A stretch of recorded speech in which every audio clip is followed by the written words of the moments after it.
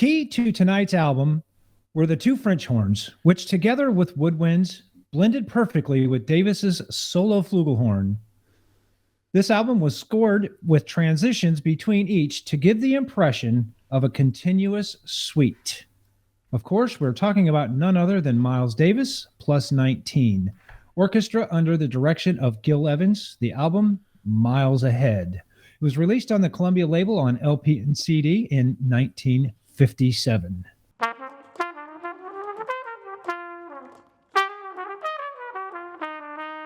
Welcome back to the channel, everyone. Thanks for joining us. How's how you guys doing? Doing okay this evening. Doing just okay. Drew, how about you? How you doing? Doing well. What about you? I understand it's freeze your knees cold in Indiana right now, and it's still 83 degrees here. Yeah, we have maybe 43 now. Mm-hmm. The sun's gone down. We got up to all of like 48 or 49 this afternoon. Periods of sun included. But very, very, very windy. Oh. Yeah, all day. It's just been very windy. Yep. So, yeah. Otherwise, how was your week in music? It Dad, seems like, I was going to say this, it seems like you've got miles ahead before warm weather comes to you. Yes, we do. Wow.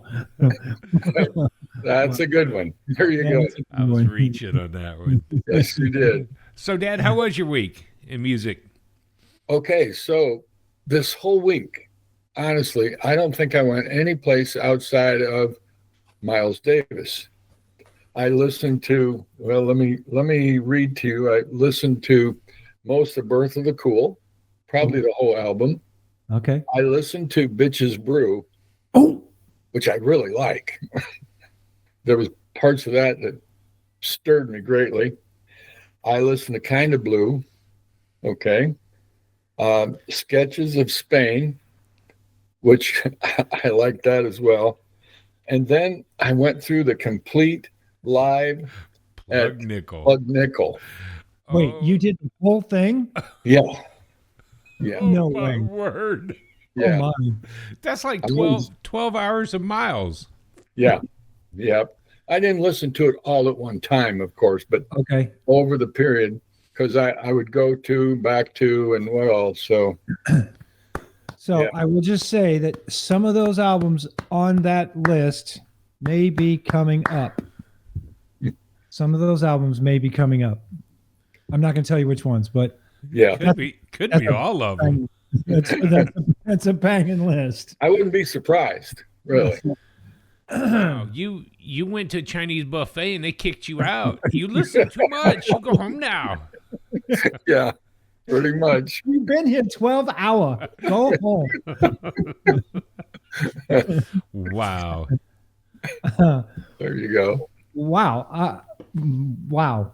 I thought I did well. I listened to Relaxing from 1958, Working from 1960, Svengali by Gil Evans from 1973, Cookin' with the Miles Davis Quintet from 57. So I kind of ventured out on Miles this week too. It was not a hard week to listen to music. Let's put it that way. No.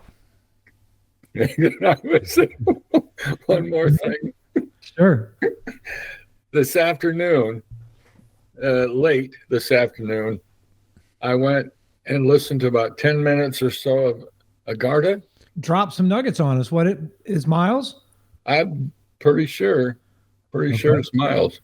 It doesn't sound like a Miles tune or Miles album, but it was.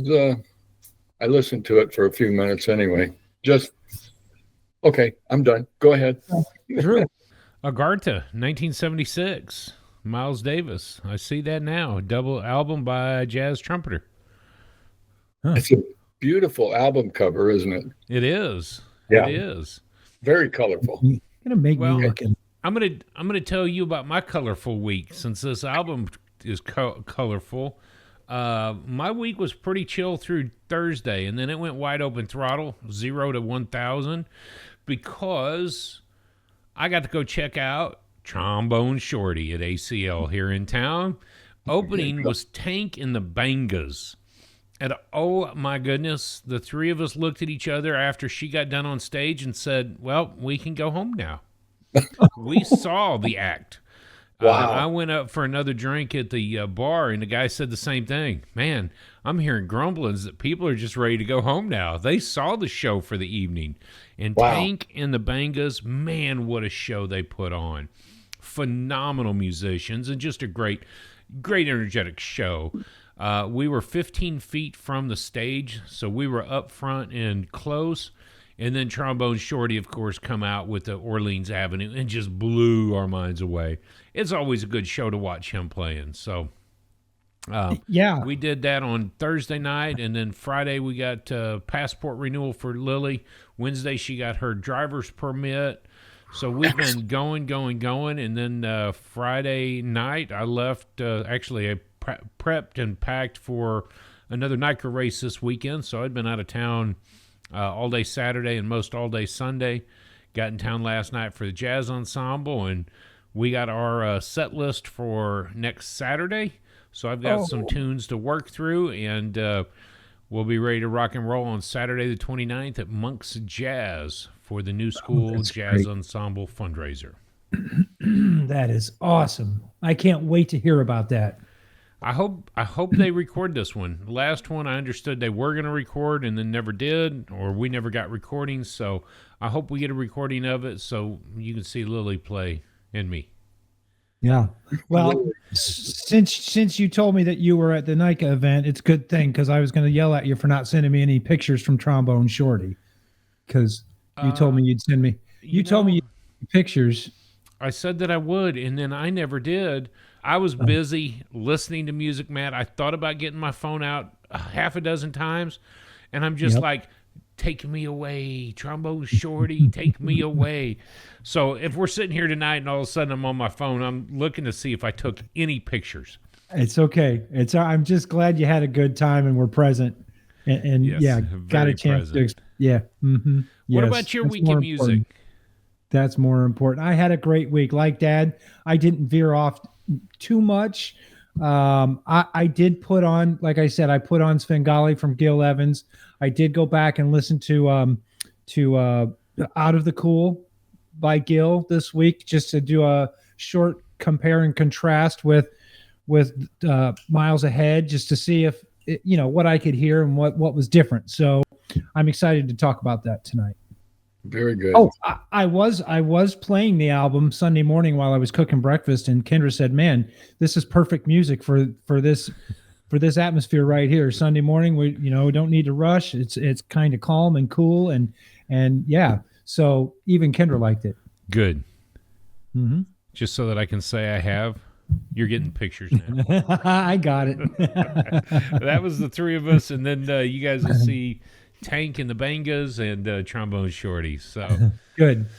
let's get into Miles Ahead. I want to hear what I want to hear, and I want to hear it now. And what I want to hear is the song Meaning of the Blues. There was so much great music on this album, but I think that one of the things that I kept forgetting about was he's playing the flugelhorn. Mm-hmm. A couple of notes on that as we get into it, but the Penguin Guide says, I think it was a good choice, just getting off of the trumpet to a softer edge sound. But Kevin Whitehead of Cadence said it helps cover the blunders a little bit better. And so I don't know how to make that, but the Meaning of the Blues is a tune that I've heard over and over and over again. Everybody's kind of done it, touched on it, sung it, but for him, I wanted to hear the flugelhorn starting at 20 seconds. So I'm going to play for 40 seconds. Here we go.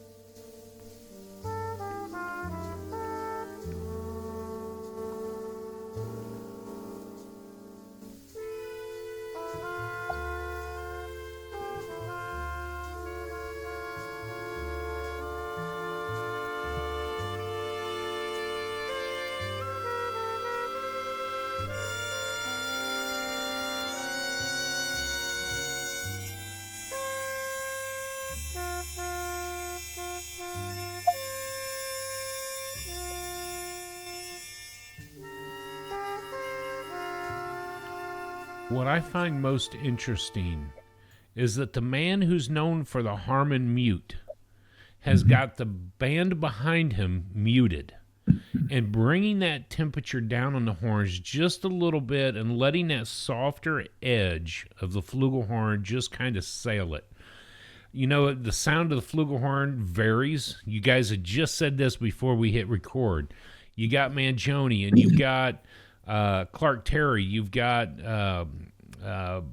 Roy Hargrove. You've got all these different sounds, and those mouthpieces play a big, big difference. Mouthpiece, or is it brass, is it silver, is it deep bell or shallow bell? Whatever it is, it's nice that Miles is playing the flugelhorn on this album, and that to me was just a beautiful touch of a well-known song. So that was why I picked that. Before we play another, I asked a question before we went online.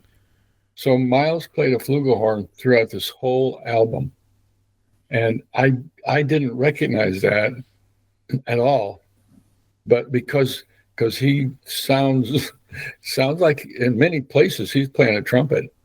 I think, especially with the clip that Drew just played, when you hear the trumpets in the background and how crisp and tinny they are compared to Miles's warmer tone. But you're right.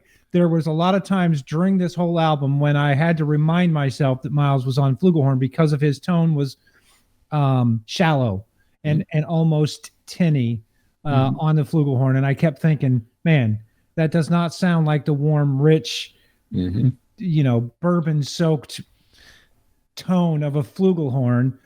Flugelhorn tends to almost mimic a French horn, if you ask me. The beautiful tone, the roundness of a French horn. The flugelhorn, has got that big round tone. Clark Terry plays the flugelhorn beautifully. Chuck, like you said, Chuck Mangione, beautifully round tone. Even on the fast pieces, you can get warm, rich tones out of a flugelhorn. But yeah, so especially, I was just thinking about it during your clip too. Like the trumpets are sitting back there with the Harmon mutes in, and they sound very thin and tinny. And then he comes in nice and warm on the flugelhorn. Yeah. But yeah, flugelhorn on the whole album. Okay, thanks. Less shrill was the word I had written down. It was something that I came across. Full-bodied, less shrill. So, yeah, thin. Thin. Yeah. That's it. Dad. Yeah. I like the piece, The Duke, at 2 minutes. And play it for, 3 or 4 or 5 minutes, if you would. 5 or 12 or 20 ahead. At least for like 45, 50 seconds.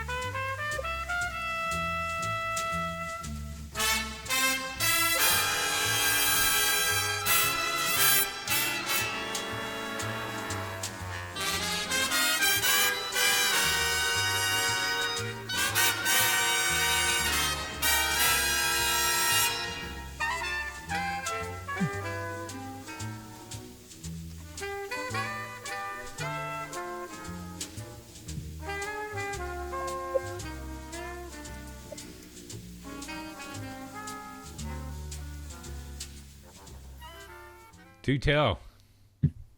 Pretty cool, huh? I hope the listeners appreciate that for the force, the power, and the drive that's behind that section, that piece, and how I guess the word is intonation and the inflection that's used. In fact, throughout this whole piece, basically, as well as most of the other tracks on the album. So that's a big reason I chose it. Yeah. Well, Dave Brubeck is the composer of the the actual writer of this tune. So it's a Brubeck tune. So I like the fact that it ebbs and flows throughout the soft, and then it gets real loud, and then it comes back down and soft. It's a beautiful tune. Beautiful tune. Yeah. Good pick. That was a good pick. Thanks. What about you? Oh, I love. You're looking at me. I'm like, Yeah. You said, "What about you?" And I'm like, "I've already played my track. Which one do you want to hear?" No, what about you in this tune? I love the tune. First of all, it goes back to something that this album really had in common. When they put it together, there was a little bit of the Afro rhythms in it. That's what Gil was playing with.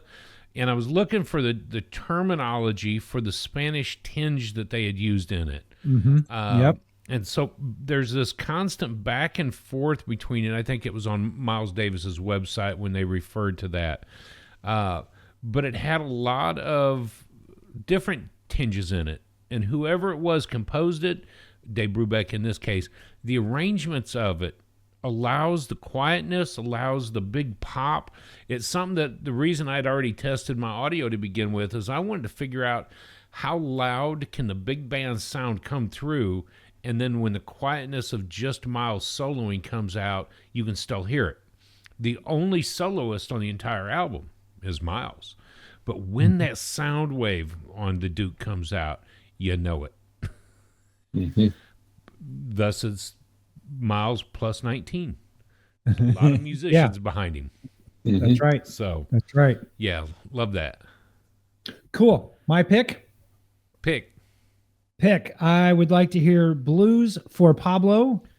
Start right at the beginning and play the first, 45 seconds, because like you mentioned, the Spanish theme, this blues is got that Spanish twinge underneath. You kind of really have to listen for it, but yeah, with the blues on top. So Blues for Pablo, 0 to 45. Let's turn it.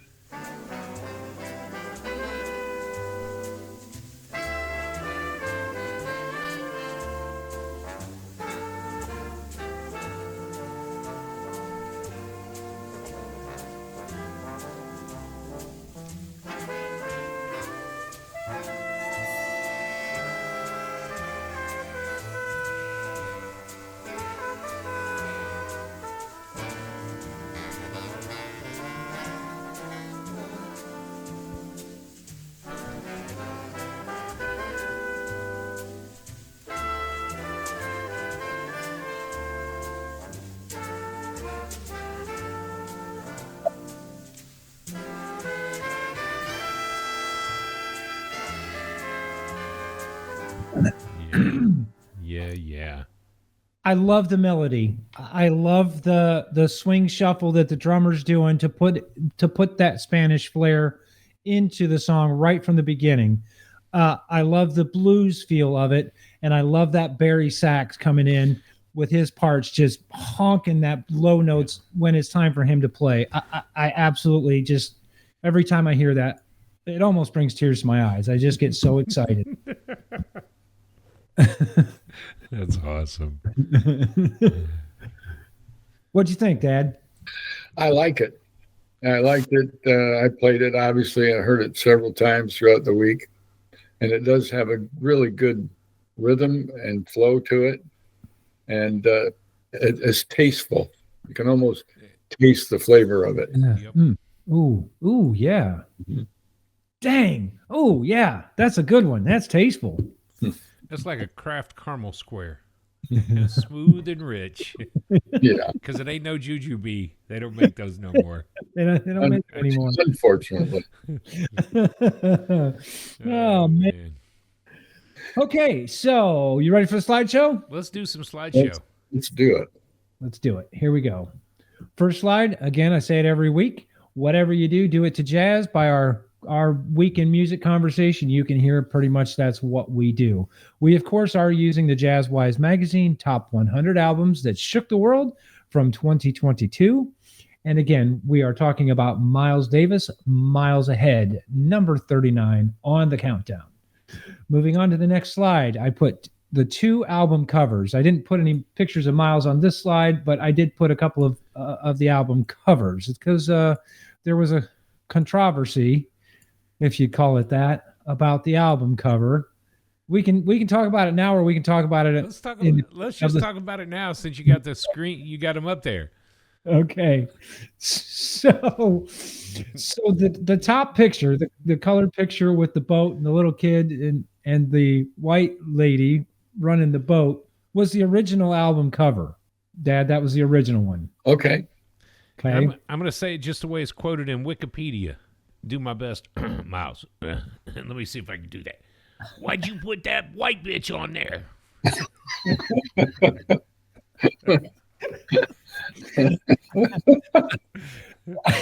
I had to, it says it right here in Wikipedia. Yes, I know it. I know. Those were his exact words. Now, he took it to heart, and they did change the album cover, but later he went back and kind of recounted the conversation and said, "Oh man, Miles was just messing with me." So they left the original album cover, but they did release it with the bottom picture, the Miles Ahead, Gil Evans, Miles Davis plus 19. The picture in the magazine is the original picture. Yeah, I don't know. I thought it was interesting, and having you quote it just like Miles would have said it, that's Why'd even you more put that brilliant. white bitch on there? So I'm the only co-host who hasn't cussed on the show, by the way. Moving on to the next slide. Priceless. Congratulations. Moving on to the next slide. Priceless. Priceless. I did pick a couple of pictures of Miles. I love that top picture, him with his head down, holding the horn to his heart. It's just so. It's just super cool. He was a master of art, a master of fashion. You know, the more I listen, it's taken me a long time to appreciate Miles Davis. Bottom picture, him holding the red horn. You know, he's got that the white suit on with the snakeskin cowboy boots, and that almost looks like Don Cheadle from. I was just going to say, I bet that's not Miles. I think that's Don in the movie Miles Ahead. Yeah. I keep looking at that. I'm zooming in, and I'm actually dropping into the tablet here because I want to see if that is from that set. Because I was going to say a lot like it. The background does look like the movie set. It is Don Cheadle doing Miles. See, it fooled me. It fooled me. Now, would you recommend watching the movie? It's interesting because I would have to say, not based on real life Miles Davis at all, but what if Miles Davis was? And it could, I mean, there's some elements, and Matt, both pictures that you put up were of Don Cheadle. Don Cheadle. I just saw that one pop up too. It's very loosely based on what Miles could have been. Okay. Anything more than entertainment, I wouldn't trust that movie for factual anything. Okay. But was it fun and humorous? Absolutely. There's some questionable things, but I mean, for the most part, it was Miles Davis. So, I'll pick out some new photos later and show you what Miles Davis really looks like. The other question I have is that picture with the red or yes. Is that elongated horn?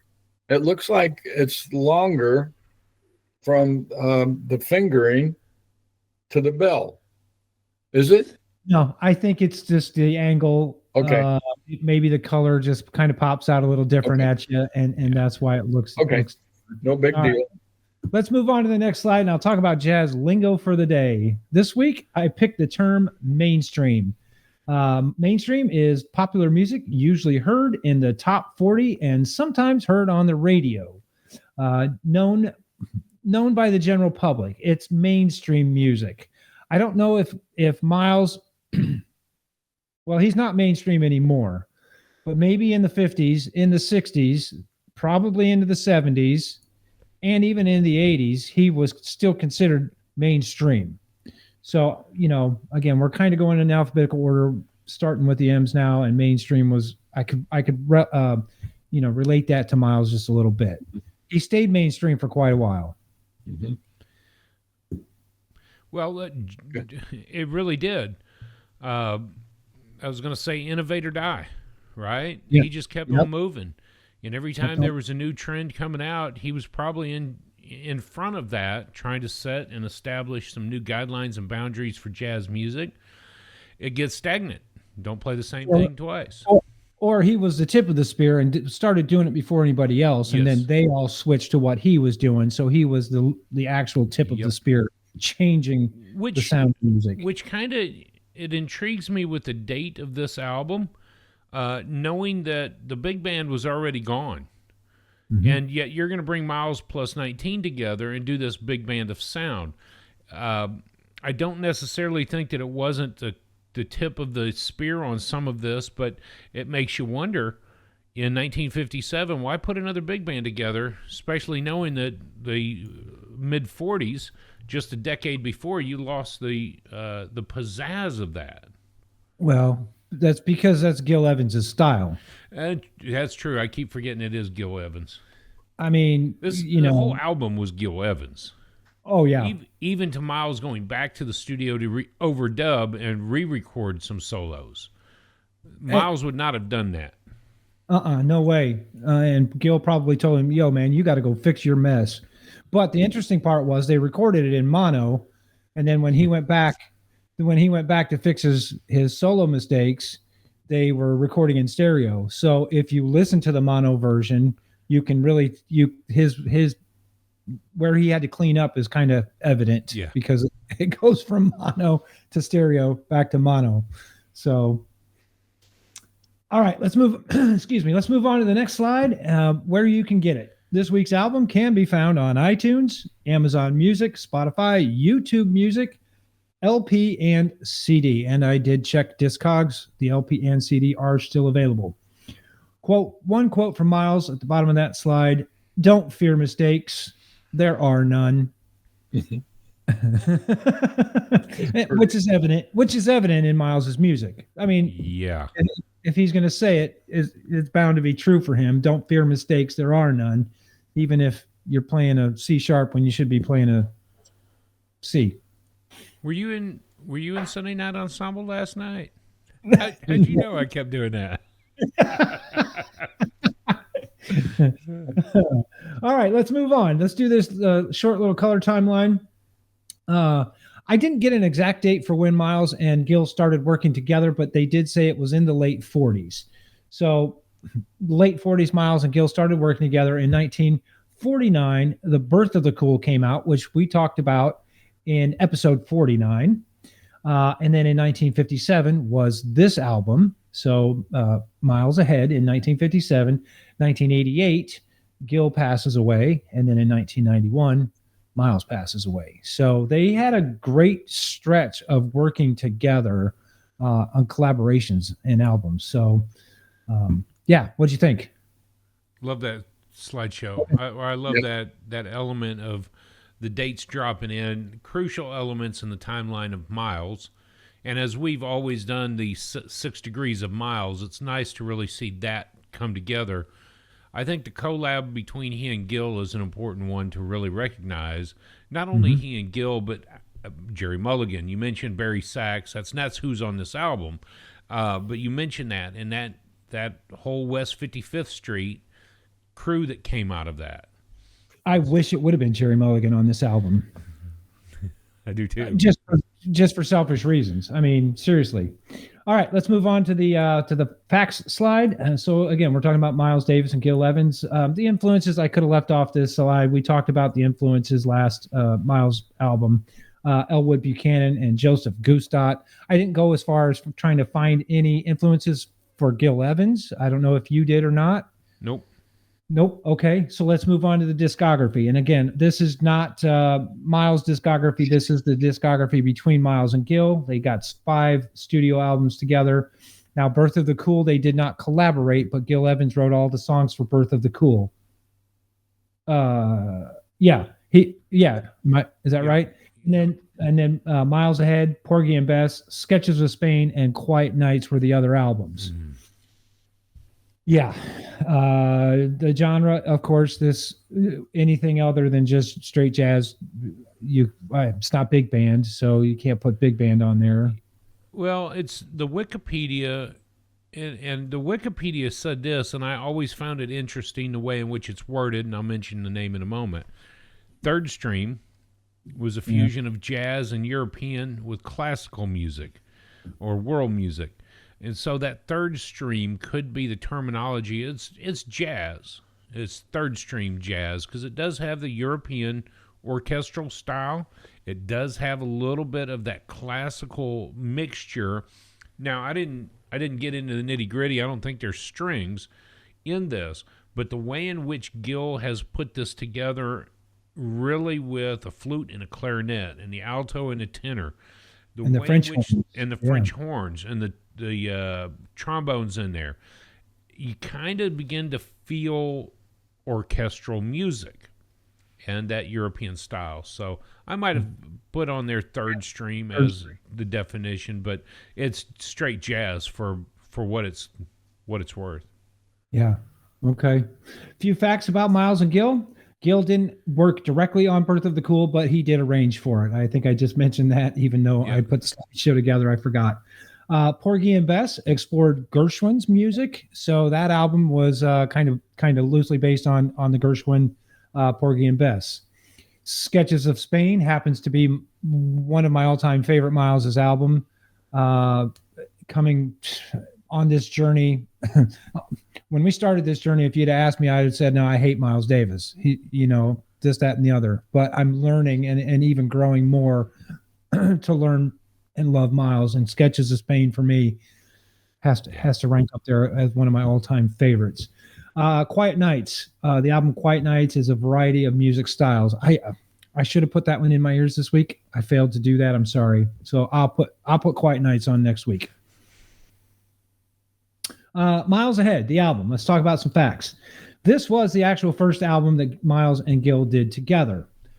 The album, like you said, is very third stream. Each piece flows from the last to the next, making it sweet feeling or a full composition, even though I'm sure they had to take breaks and, you cut off one piece, they took a break and, got up, whatever, came back together and recorded the second piece. The way that it was written all kind of flowed together. This album did get all 5-star ratings from the critics. So even though, how can you word it without sounding mean? Even though it wasn't the top Miles album, the critics absolutely went bananas over this album. Was recorded in a New York studio, and of course we've already talked about the controversy about the album covers. So the controversy, the controversy. Jimmy Fallon, he says that word that way, controversy. There are no degrees between Miles and Miles, so we'll just say Miles Davis and 6 degrees. Come on, do tell. That covered it. Can you find you couldn't find anything closer than that? Miles jumping out of his skin into somebody else, then back. I don't know. Don Cheadle. Don Cheadle. Well, he jumped through the trumpet into the flugelhorn, back to a cornet, and back. There you go. All right. Next slide. Today in jazz history. This episode will come out on April the 2nd. And on April the 2nd in 1938, Booker Little, the trumpet player, was born. 1938. Mm-hmm. Yeah. Larry Coryell, he was a guitar player. He was born in 1943. Coleman Hawkins and Bud Powell record All the Things You Are in 1960. Now, when I think of Coleman Hawkins, I think of those 20s, 30s, and 40s. I really had to wrap my mind around, man, was Coleman still alive in the 60s? So, yeah, it was an interesting fact today in jazz history that Bud Powell and Coleman Hawkins. That's cool. I did put a quote on the bottom of this slide by Gil. So, of course, being a collaboration between Miles and Gil, you can't just talk about Miles. But Gil said, that's all I did. That's all I ever did. Try to do what Billy Strayhorn did. Now, wow. Why is that interesting? Why is that interesting to me? Because I'm watching the Ken Burns jazz documentary, and on the episode that I was on this week, they talk about Duke Ellington and Billy Strayhorn and how Billy got his start with Duke and writing music and then becoming Duke's left-hand man and then Duke's right-hand man. And then their heartbeats are together and they become literally joined at the hip. And we got some of the greatest jazz music from Duke Ellington and Billy Strayhorn. So for Gil to say that about Billy Strayhorn, all he ever wanted to do was what Billy Strayhorn did. Man, what a great compliment. What a huge compliment. And when I hear the name Billy, I'm thinking about A-Train.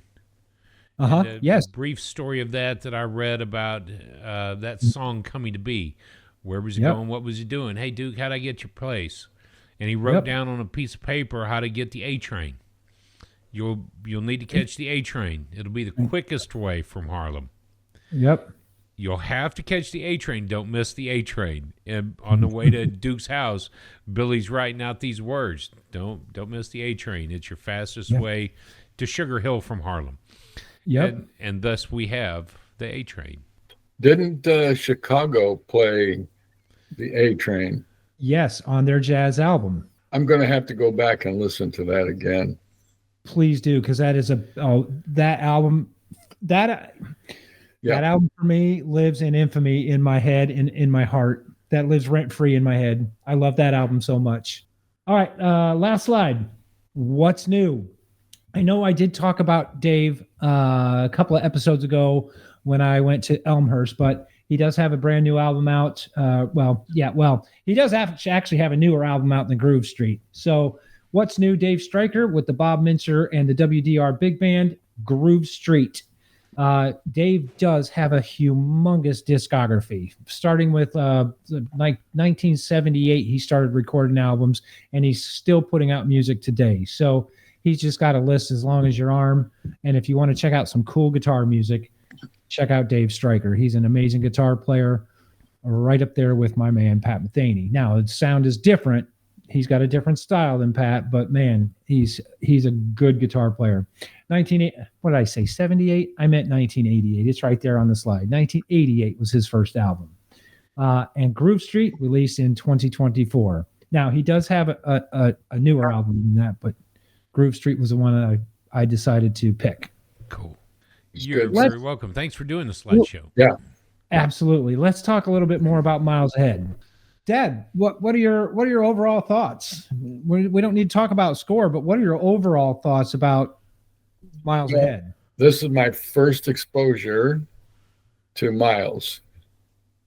And as I first listened to it, I thought, I don't want to listen to any more of this.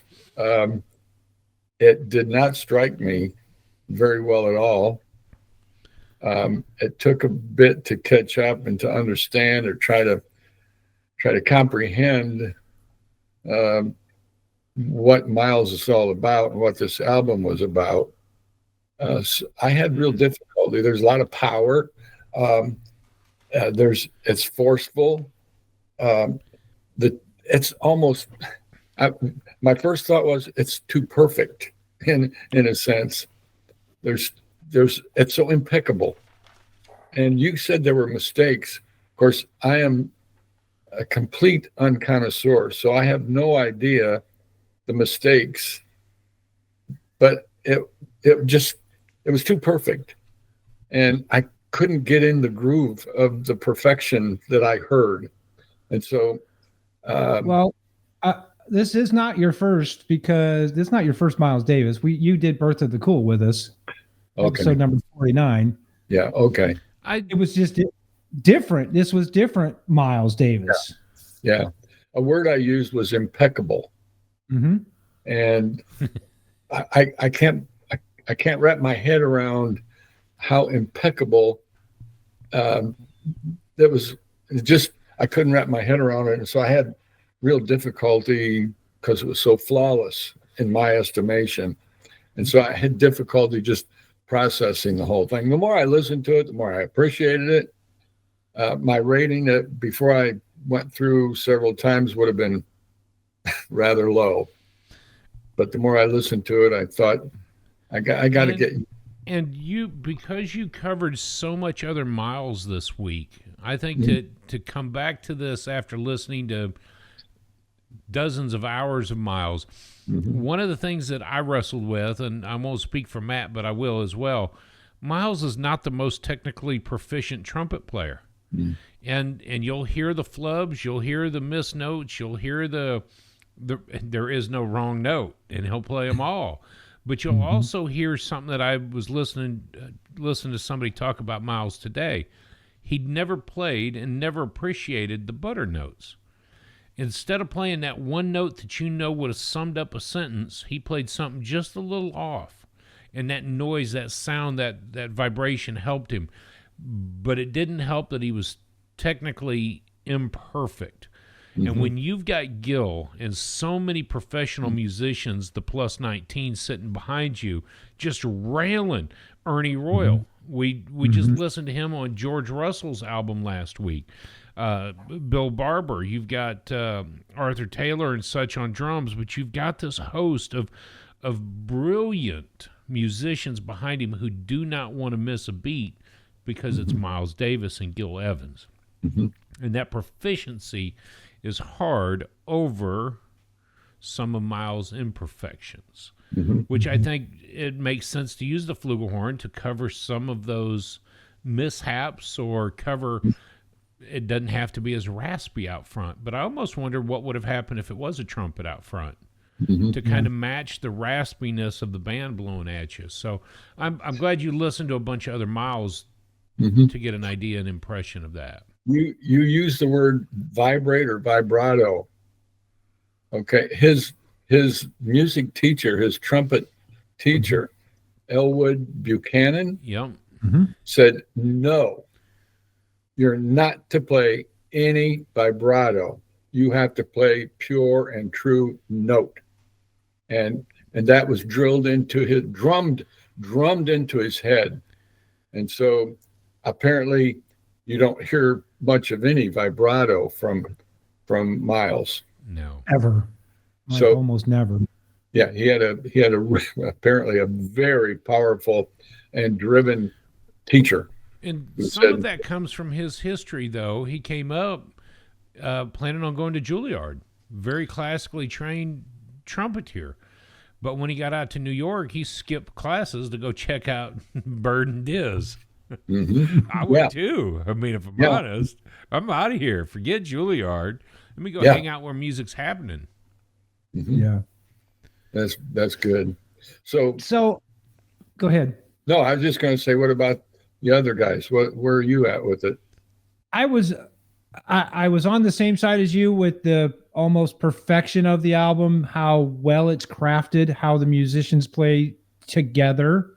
But I was on the other end. I'm like, and it is perfect, don't get me wrong, but I was thinking, man, this is completely chill, relaxed. This is a Sunday morning, fixing breakfast in your PJs, got nowhere to go. So you can take your time and listen to 3 songs while you scramble your eggs and just kind of hang out in the moment. There's other albums, there's other Miles albums you put on, and it's not that you want it to be over, but man, you really feel some tension and some pressure in the album. This one, Gil he just puts that nice warm soft blanket over everything, and you're wrapped up and warm and cozy, even when the band is wailing behind Miles. And like you said, I can't imagine the pressure that the band and the trumpet players were under. They get up in the stratosphere a couple of times, and dang well if one of those cracks a note, Miles is going to turn around and probably throw the flugelhorn at him and say, man, why'd you do that? Now we got to do the whole thing over again. So the tremendous pressure that they're under to get it right the first time for Miles and Gil and themselves. But this one just wrapped me up. Warm blanket, cozy. Well, and last week we talked about George Russell and Ernie Royal. Miles has got 4 trumpet players sitting behind him on this album. And when they reach that stratosphere, Matt, we've talked about you and the Army band. I like the second chair. I like the third chair because I'm the workhorse. I want to do my job. It's like these 4 guys are the best of the best of the best. They could be first chair in anything, and they're sitting back there just How far up can we go? How loud can we be? How do we control it so we don't overpower the trumpet player on this album? And I wonder about that with 4 trumpet players behind you.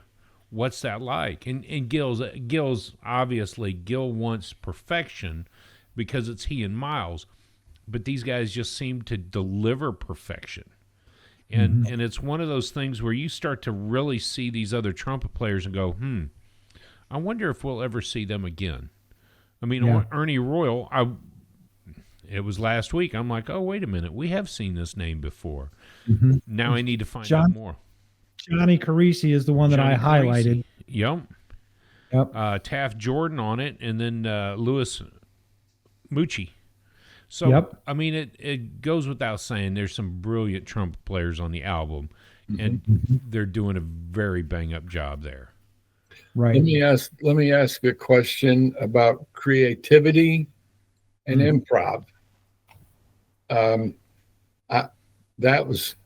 was struggling with that. Is it creative enough, or is it just we see the music on the score, we see the score on the paper, we have to play that, and to me that's not creative for the musicians, okay? And improvisation. What I didn't think. The reason that this album is creative is because it's written by Gil. It's arranged by Gil, and he's doing all the arranging, and that's the creativity part. The band member, they're just there to play the notes on the page. They're not going to be taking a wild solo, for 32 bars or anything. They're there to play what Gil wrote. That's the creative side of this, where Gil just shines bright. And I promised myself I'd say her name at least 10 times this episode, so I better get started. But you can see Maria Schneider. You can see where she got her influence from, because she writes the same way, Maria Schneider. Yeah, there's 2, 8 more to go. And I think that's the part of it is stacking for the arrangement. When you hear one trumpet play and you go, oh, that sounds pretty cool, but I need them to play on a different note. I need that third one in the stratosphere. And number 4, why don't you hit triple out there? Now I can layer 4 trumpets together. Now I can look at putting together the trombones, the 3 players on that. Frank Rehack was somebody on George Russell. Now I can layer. Oh, by the way, let's put a tuba in there, and let's not just do one, but let's do a tuba and a bass trombone, and then let's go ahead and add in some flute, clarinet, oboe, French horns. And so now we're layer, and it's almost as if the musicians under Gil can come in, knock it out, and go home. And I'm guessing that, like Clark Terry's book talked about how many gigs he'd show up to. They'd hand me the music, I'd play the horn, and I'd leave. I'm done in 30 minutes. We've recorded what we needed to record. They weren't his albums, but for the Tonight Show band, they'd show up, throw the music down, they'd play, they'd record, they'd all go home. Next gig, please. Doing 10 gigs a day. That's who those studio musicians are. Then Miles comes in on top of that and says, no, we're going to do it this way because I want to hear the flugelhorn out on front. So you could almost bring him in after the fact. But I don't think Miles is improvising this either. I think Gil wrote most of his parts out. Yep. So Dad's question is very, very valid. There's no real improvisation on this album. It's all written. And I got to be honest, I'd love just to play what was written. As a trumpet player learning to play, just give me something that's written. Let me sink my teeth into it. It doesn't have to be perfect, but just let me read the music. Because if I have to come up with solos on the spot, it's killing me. Yeah, but your Yoda, he's that teacher that wants you to be able to think that way. Oh yeah. Anyone can read. You could teach a monkey to read music and play music. Right. You got to feel it. It takes your brain power to feel it and talk your own talk. Yes. Well, let me just say this about a monkey, because I've had 2 drum lessons already. Yes. And I'm learning half notes, quarter notes, full notes, and lines. Right. So she's teaching a monkey. Yes. Thank you very much. I haven't learned yet. Yes. This album hits all the criteria for me. The craftsmanship is there. It's Gil Evans. It's crafted very, very, very well. Like the boat on the cover. If this album wasn't crafted like this and the boat wasn't crafted well and there was holes in the bottom, it would sink. This album did not sink. No. The awareness, the other musicians playing behind Miles, the awareness of the musicians and how they play together is there for me. Creativity, we just talked about Gil. Being the teacher of Maria Schneider, and you can see that come through on Maria Schneider. The spirit, the spirit, the spirit of the music for me this week was on the chill side. Yes, the band wails. Yes, it's Miles Davis, but man, it's chill. The emotion side for me is what got me in the score. We'll talk about here in just a second. The emotion for me, it just knocked me out of the water. Yeah. I was just looking at something about this album because the reflection on the song choices, just like you said for a suite, it wasn't all written. It's not composed by Gil. It was arranged by Gil. And so you take songs like New Rumba, I Don't Want to Be Kissed. These were from Ahmad Jamal's set list. And the note was Miles' favorite pianist at the time. And we may or may not ever have to hear Ahmad Jamal, but banging when you do. Okay. So here begs the question. Here begs the question. A year ago, when we did this album together, you and I, why didn't we look into Ahmad Jamal? What the name clearly stood out. It even mentions it right in the magazine. It does. I know. I saw that. The other thing that I didn't look at is John Kersisi, right? The trumpet player. That's Springville. Yep. Mm-hmm. That's his tune. I wasn't looking at songs and composers of them, and I would have definitely not. I mean, I would have looked at for something like The Duke, which was J.J. Johnson's was The Lament. Dave Brubeck was The Duke. The Duke. I wouldn't have broken them down that way. I just at that time I wasn't, and now today I'm even more. I'm like, ooh, who did that? Who did that tune? The A Train. Oh, that's Billy Strayhorn. Yeah. Cool. At least I know that. But these songs are relevant based on who had written them. It's part of their time. It's part of their repertoire. So, of course, New Rumba, I want to go back over and listen to Ahmad Jamal do it. Mm-hmm. Why not? Yeah. Why not? So, anyways, I just wanted to drop that. So, I'm ready to rate. Well, let me ask you, Dad, did this album shake your world? Not really. No, Cool. I couldn't feel it. It really didn't. Now, the more I listened to it, the more I got into it, the more I appreciated it. But in terms of shaking my world, I wouldn't say it did. Matt? A year ago, and our website score is wrong, by the way. For my score on this, but I'll tell you that in a minute. Yes, this one shook me up a year ago, because we had already covered Gil Evans, we had already covered Maria Schneider. I kind of knew what I was in for. That's number 6. Maria Schneider, number 7. I already knew what I was in for, anyways, and it shook me up pretty hard. Again, I'm falling in love with Miles Davis. It's interesting because at the time I think it shook my world because it was Gil Evans.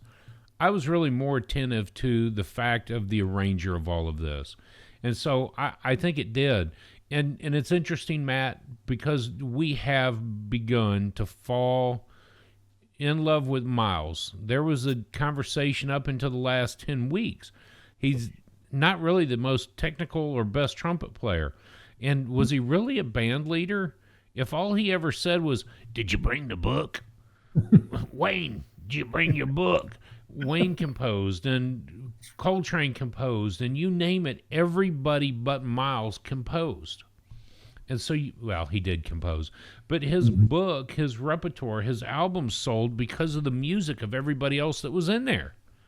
So he wasn't a composer. He wasn't known for trumpet playing. He just put a band together. And it Right. started with Mulligan, and it goes back to that 55th Street. Hey, why don't we stop talking about music and go play it? I can get a recording date, and then once he's known, everybody will throw the book out the window.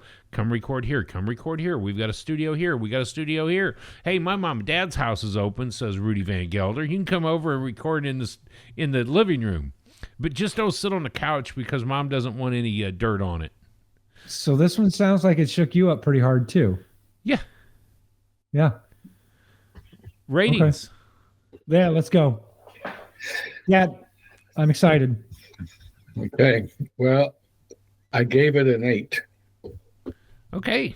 I gave it an 8. And I like. I thought after listening to it and some of the other tracks, I thought this is good stuff. But I wasn't excited. It didn't move me as much as maybe it was the anticipation. Miles Davis is going to really come through.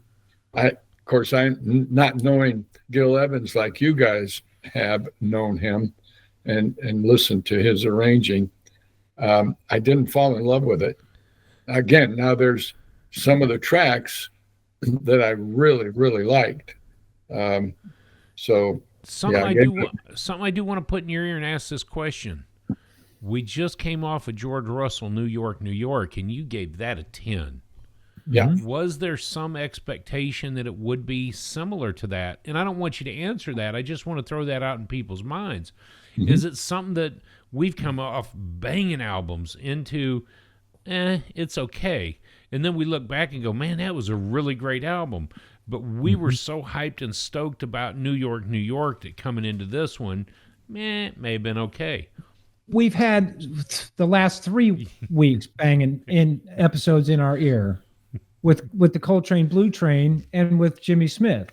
So we're coming off almost a month worth of great music. And you know what? He doesn't need to defend his score. It's a great score anyway. I think it's great. But let me ask you two a question. If it would have been somebody else besides Miles, let's say it was Freddie Hubbard on trumpet, what would it have changed your feeling? Let's pick Lee Morgan.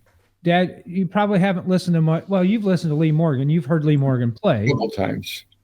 If it was Lee Morgan on the trumpet and he again is just doing what Gil wrote down for him, would that have changed at all? I think so.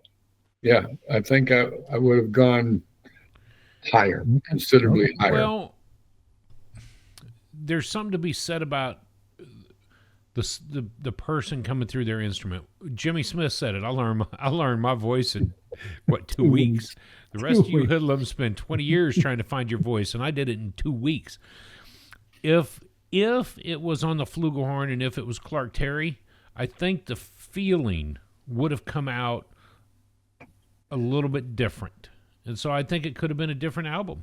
Having somebody out there doing something different. But it's Miles, which means everybody on this listing's got their name again in front of the world because they're on a Miles album. So I don't, it's weird because it can't be anybody else. It couldn't. Right. Would Gil have been nearly as inspired if it was Clark Terry or Lee Morgan? Would he have been nearly as inspired by, we've got this unknown trumpet player at the time, or Dizzy Gillespie? I'm arranging for Dizzy. I don't know. And did Gil do some of this based on who his lead trumpet player was going to be? You know, so many of Duke Ellington's tunes and Count Basie's tunes were written specifically for that soloist in mind. Yeah. So could it have been anybody else? I don't know. I was just posing a question, just see what WDR big band. We got a challenge for you. Redo this album. I dare you. Yeah. Oh, yeah. Maria Schneider, redo this album. I dare you. Number 8. Who would you want on trumpet? That's a good one for later discussion. A new trumpet player. Who would it be? Ooh. Or ask. Hey, yeah. Ask our listeners. Who would you want to hear on trumpet on this album besides Miles? So Matt, What did you rate it at the week we went through? Okay. This? The week that we went through this, I put 9.5.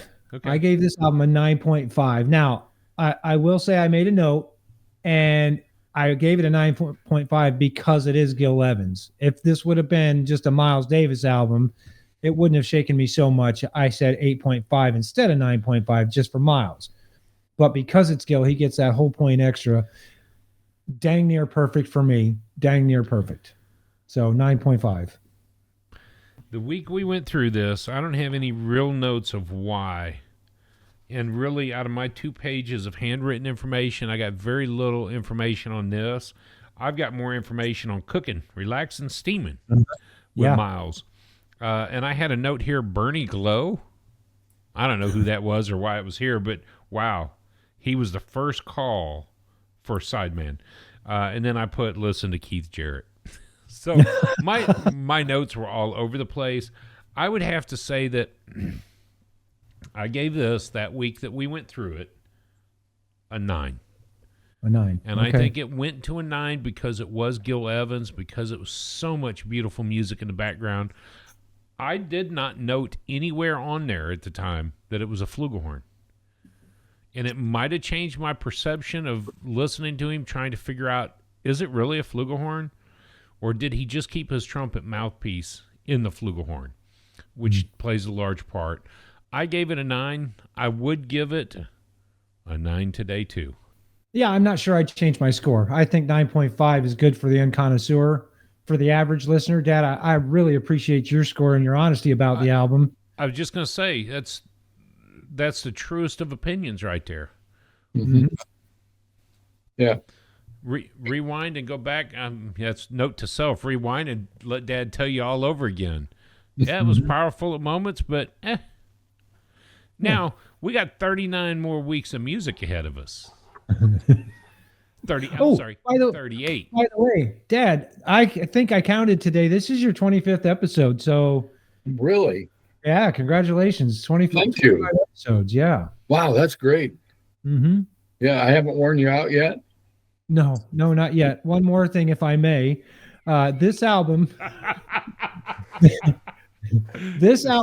did not make the list in 99 or 06. So miles ahead. This is the first list, the 2022 list on the Jazzwise magazine's top 100 albums that shook the world. So it didn't make the list. Dad, you scored Birth of the Cool at an 8, and you scored Miles Ahead at an 8. You scored Gil Evans out of the Cool, that Gil Evans album, at a 9. Okay. So your 8 for this album doesn't surprise me at all. I'm glad you enjoyed it that much, though. Yeah. Thanks. Yeah. Yeah. And more importantly, I'm glad you got into Miles this week. Mm-hmm. As we talk more about it, is Miles a standard for musicianship? Is he a standard for perfection? Is he a standard for none of the above? I think that's important to know. What made Miles Davis so great?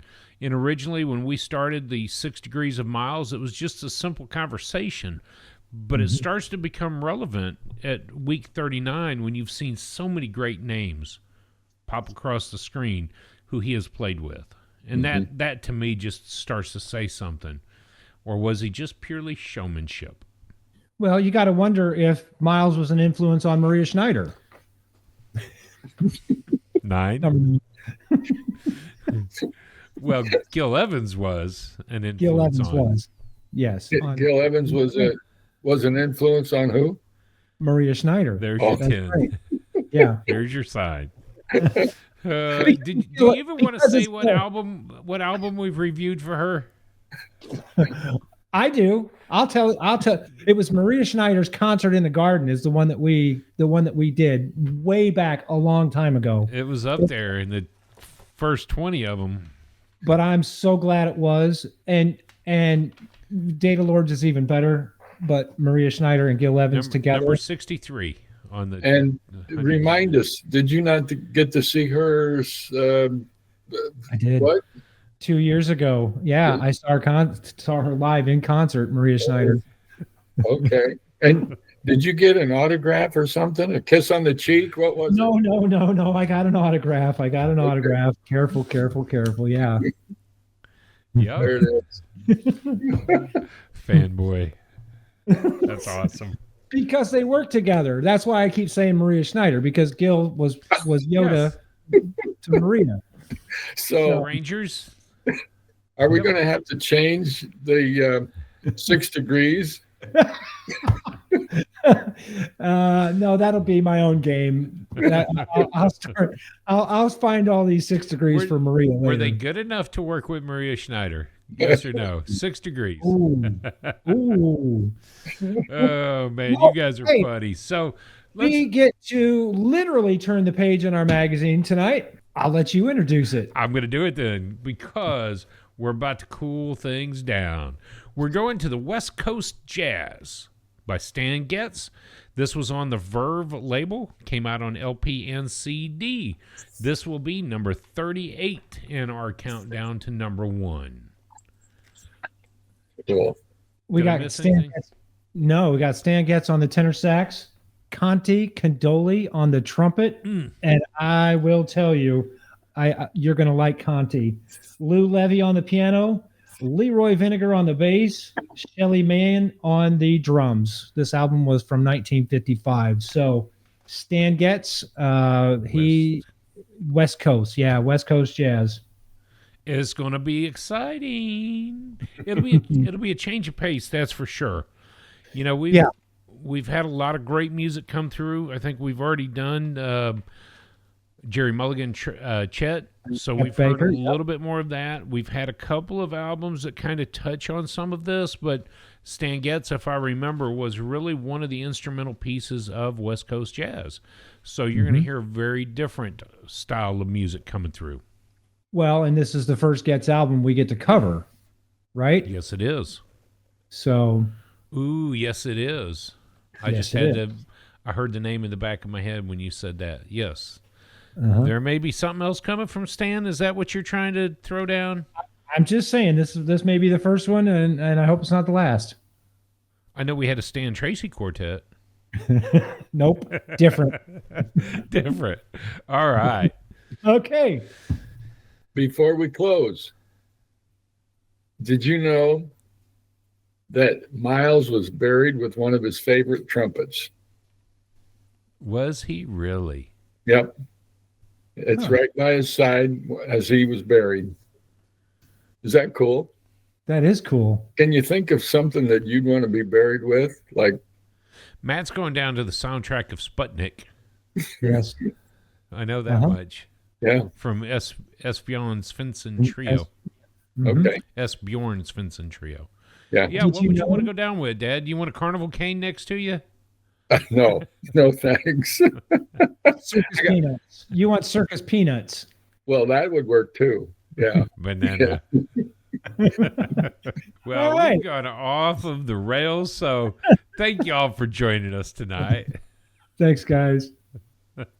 Pleasure.